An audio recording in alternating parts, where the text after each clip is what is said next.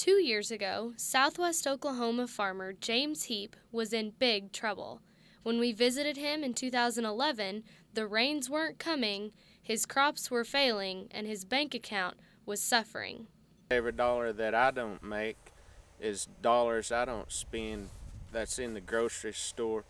When we're not doing our farm work, we're not having flat tires, so we're not getting tires repaired. We're not using as much fuel, so the person that sells the fuel is not getting our money. We're not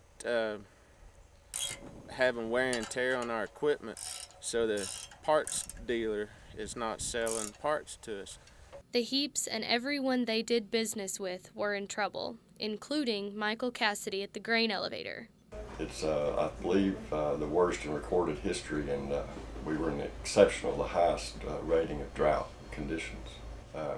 We survive on crop production, basically. If we don't have that, we don't have anything. If it sounded bleak back then, it's downright grim now.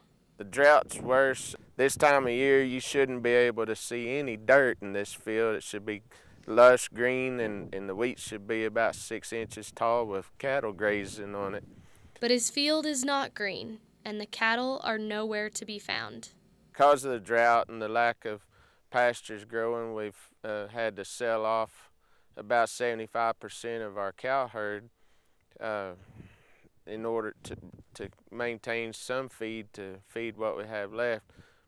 And we were able to live off of some of that money and help pay the bills that we received from the cows. But unfortunately, with 75% less cattle, it's 75% less income now in the future years. His only salvation for now is crop insurance. It's not enough to break even, but it's enough to help recoup some of the expenses that we have. Over the course of 2 years, Heap has tried to shelter his family from the realities of a debilitating drought. They don't quite understand how the weather is affecting them. I try to protect them from that. Despite the hardship, James Heap still keeps going every day, fueled only by faith and the hope that this spring and summer, the rains will come.